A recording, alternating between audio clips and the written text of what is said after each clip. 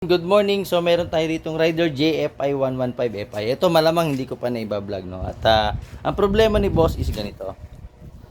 So start natin, no. Yan. Okay, start. So hindi maabante, no. Yan, okay, neutral, naka-neutral eh.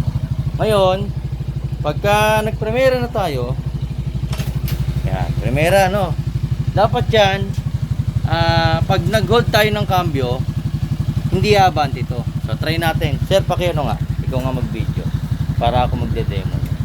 Ito So yan, pagka neutral, tapos primera ko. Pagka primera ko, ayun naka-hold yung cambio. Dapat yan hindi abante or hindi ikot yung gulong. So wala siyang yung clutch parang nakakapit pa rin. So ayan yung titingnan natin. Okay? So yun. Dapat kasi yan, okay, thank you sir. Dapat kasi yan, pag nag-gold tayo ng cambio, nagpremera tayo, tapos ni-rev natin, dapat yan hindi hindi ikot yung gulong. Kasi nga para kang naka-release yung clutch. 'Di ba? Pag naka-hold, para kang naka-neutral. Kumbaga nakapisil yung clutch mo. Kung sa manual, parang ganito 'yon. Ayan, 'di ba? Pag nagpremera ka, nakapisil ang clutch. So hindi aabante yung motorsiklo. Sa kanya kasi, kahit nakapisil na yung clutch o naka-hold yung cambio, umaabante. So yun yung titingnan natin. Ngayon, sabi ni sir, second hand daw kasi. So ayan, binaklas ko yung kickstart, tatry ko munang i-adjust. Pag hindi nakuha sa adjustment, then bubuksan na natin yung clutch side. So yun yung pinaka natin, ha. Titingnan natin kung anong problema kasi pag bili ni boss second hand, diretso alis na kagad boss. Tapos yun, nalaman niya na nung pag-uwi niya, doon niya na na-try nung binibiyahe niya na ata. Doon niya na nalaman na bakit dumadaos-dos pa rin, naka-hold na yung cambio, which is dapat yun, talagang dapat magmi-minor yun or re-release yung clutch. Hindi nagre-release yung clutch, kumbaga naka-engage pa rin siya ron sa gear. So titingnan natin ngayon kung makuha sa adjustment. Pag di nakuha, bukas tayo ng clutch, tingnan natin kung ano yung sanhi ng problema. Alright, so ayan, abangan nyo muna at tatry ko muna. Okay, so ito yun nga, nagtry na ako mag-test ng kabilang pag adjust ng itong adjuster. Still, walang nangyari. So ibig sabihin, nasa loob mismo ng clutch side yung problema. So bubuksan muna natin, titingnan natin yung problema. Then suriin natin kung ano yung problema, kung bakit siya yung running clutch kung tawagin, no? Sa manual kasi running clutch yan. Running clutch, ibig sabihin kahit na nakapisil na yung clutch, umaandar pa rin. So dapat hindi yan ganon. So yun, titingnan natin kung ano yung problema at buksan natin itong clutch side. Alright, so abangan nyo muna at bubuksan ko. So yun, at binuksan ko na, no. So yeah, wala pa akong ginagalaw. At yun nga, napansin ko bago na yung yung kanyang gasket, no. Yung paper gasket dito. So tingnan natin, ayun, no. So mukhang nagalaw na to ng iba. Kasi nga napalitan na ng gasket. Hindi na to yung dati pa. Kumbaga original din naman, yung nga lang bago. Yan. So tingnan natin. Ito, nilagyan ng konting grasa. Yan, napag natin diyan. Next. Kasi di ba, nagra-running. Madalas to nakikita ko yun, sabi niya. Wala yung goma sa ibabaw. Dapat po kasi yung goma nandito. So ilang beses na ako nag-vlog niyan. Ayun, nasa loob ang goma, yan. Close up natin. Yun, yan. Worst part na nangyari sa mga gumagawa, hindi alam paano ibalik yung goma. Yung simpleng pagkakamali, yung simpleng pag-assembly, yan ang apekto, no? So masisira yung makina, masisira yung motorsiklo. Simple details, napakasimple. Kung hindi nyo kabisado yung motorsiklo, isa-isahin nyo, ipila nyo. Example, paano? Yung bearing, ito, dito. Lagay natin dyan. Tapos, ano yung kasunod niya? Ito. Yan. So, ganyan, pagkakasunod-sunod. Yan. Kung hindi nyo pa kabisado, ito, simpleng tip. O kaya, kayo ng karton. Diba? Yung tornilyo, hindi nyo kabisado. I-drawing nyo, ibakat nyo to. Ilagay nyo isa-isa yung tornilyo. Diba? Ganun lang yung simpleng technique. O ngayon, kung alam nyo na, master nyo na yung motorsiklo, kahit anong motorsiklo, kaya nyo na, ang pinaka-technique dyan, ganito lang. Di ba meron dalawang dowel pin, ayan. Automatic yun, yung mahaba. Pero depende sa motor ha, ayan, yung dalawang mahaba yan. Sure ball yan, dito yan. Dito yung nakakabit. Tapos, the rest, pare-parehas na yan. So, depende sa motorsiklo ha. Yung sinasabi ko, depende sa motorsiklo na binabaklas nyo. Maging familiarize kayo sa motorsiklo. Ito kasing Rider JF ay maselan to. Konting kalikot, konting mali, sigurado, malaking epekto sa makina. So, napakatipid sa gas nito, pero pag nasira to, yung wallet mo talaga bubutas yan hanggang dulo. Magkakaroon ka pa ng 5-6 dyan. Sigurado. So, yan. Yan, natatawa si Sir. Kasi nga, pinakita ko sa kanya, ayan, no, actual, binuksan ko. So, yun. Isang pagkakamali lang, no? Nakita mo? Isang pagkakamali lang. Simpleng goma lang yun, ha? Naapektuhan na yung motorsiklo. So, titignan ko muna yung clutch.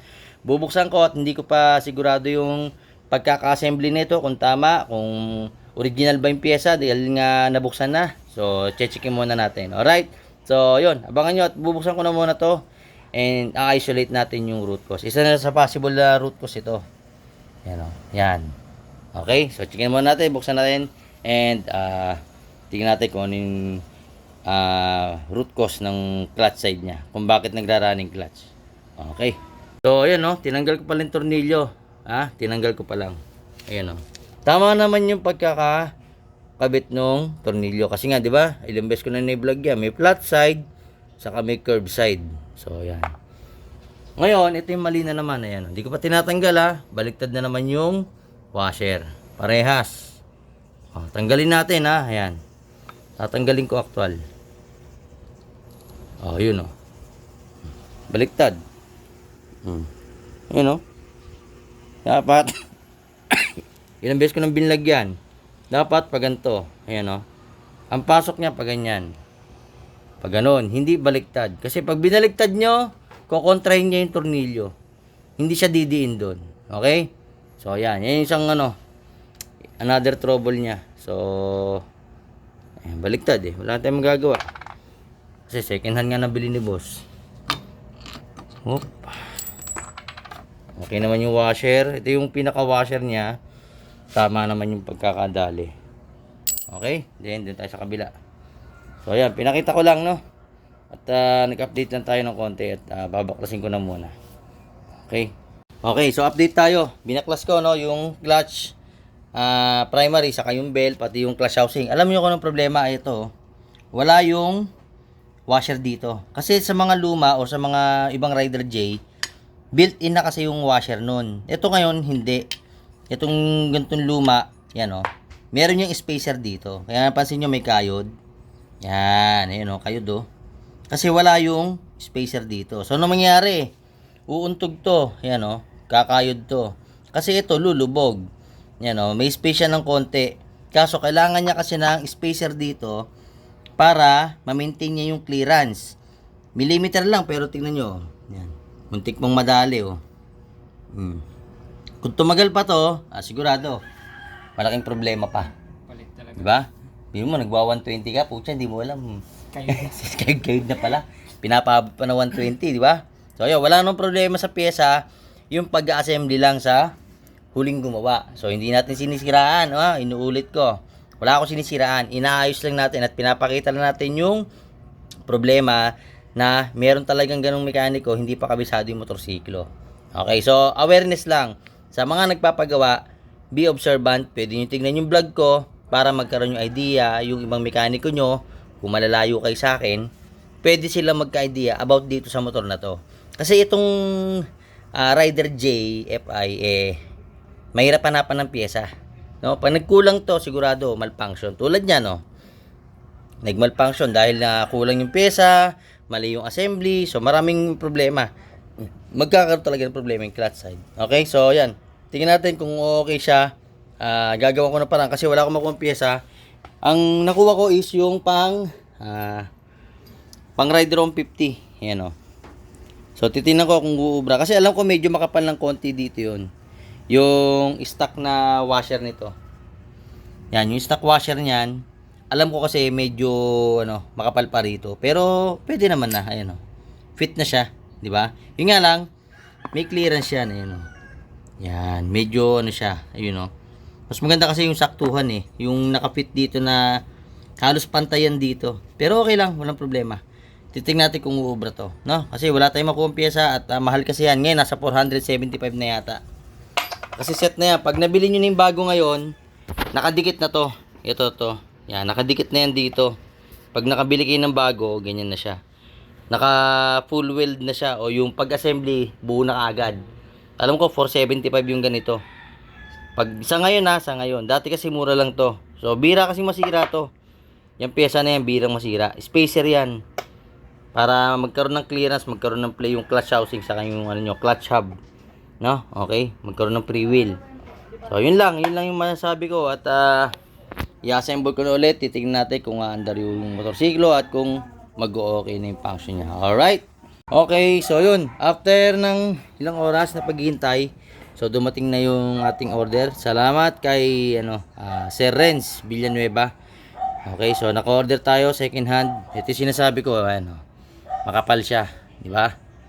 Yan, close up natin. Times 2. Yan, ayan makapal siya, Kumpara natin doon sa yung tinesting. So medyo mubra naman, nga lang mas maganda pa rin yung original. So yan. Nakakuha tayo second hand at ito fix na siya. Yan, ganyan kakapal yung spacer niyan. Na yung nawala dito. So yan, kung mapapasin niyo pag kinabit, yan. Yan halos pantay na siya Hindi katulad kanina yung ginawa ko is lubog. Yan halos dikit na siya. So yan yung kagandahan pagka original yung pyesa. So yun, i-assemble ko.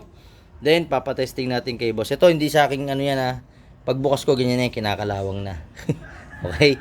Hindi ko alam dun sa first owner saka sa second owner kasi nga third handler na si boss. Okay? So ang sa akin lang is nag-focus tayo dun sa mga sira. Okay? Then yan, itatama natin yung mga maling proseso, na pag-assembly. Kasi hindi naman alam ni boss to dahil nabili niya nga to, third handler na siya. So abangan nyo at papatesting ko kay boss. Titingnan natin kung okay na yung kanyang clutch side. Alright. Okay, so ito na yung motor niya at tapos na. So yan, si sir. Yan, finish na yung motor niya. Uwi na yan, Na-testing na namin, hindi ko na napakita kasi nga actual testing yung ginawa namin. So yun. Nag-adjust ulit dito kasi nga yung spacer is original na ulit. Baga nailagay na ulit yung yung tawag doon. Yung spacer sa gitna ng clutch housing saka nung clutch hub. So ayan, finish na yung motor ni boss at yun. Sa mga gusto lang magpagawa ayan Yan, finish na, malinis na rin yan. Then check natin kung may leak. Walang leak linis na Yan alright na boss finish na. Then yun lang is kanina nung kami. Nung nag-drain ng oil yan. Pero malinis na po yan. Wala nang tagas yan. Yun wala nang pumapatak tuyo yan, tuyo. Yan, tuyo. So wala siyang walang diyan pumatak na langis. Nabiyahe na yan na testing na kailang ikot. Maganda pag mineral base. Ilang minutes tayo nagte-testing, sir? 15? 15 to 20 minutes, nahahawakan ko, walang daya hindi ganong mainit. Samantalang nung synthetic, mainit. Random sa sapatos. Random sa sapatos. Ngayon, hindi. Kahit nakailang minuto na. Kahit na makauwi ka mamaya, tignan mo kung iinit ng sobra. Pero sure ako, hindi yan kasi mineral base. Yun nga lang, mababa yung odometer, So, yun lang. Then, ilang oil? 1 liter. May ebidensya, Ikaw mismo, testigo. Hindi ko na i-vlog. 1 liter talaga yung laman. 900 to 1 liter yung laman. Asing sigurado tayo. Okay? So, yan. Tinuro ko. So, sa mga ayaw maniwala, bahala ho kayo. Motor nyo yan So, dun ako sa gusto maniwala at nasubukan na. Okay? At may pruweba. So, yun lang. Sa mga gusto pagawa, JGA Humble Work, search nyo lang FB, sa FB page, sa TikTok, saka sa YouTube, and sa FB main ko, Jason B. Sevilla. Alright? Yun lang. And to God be the glory. Maraming po salamat.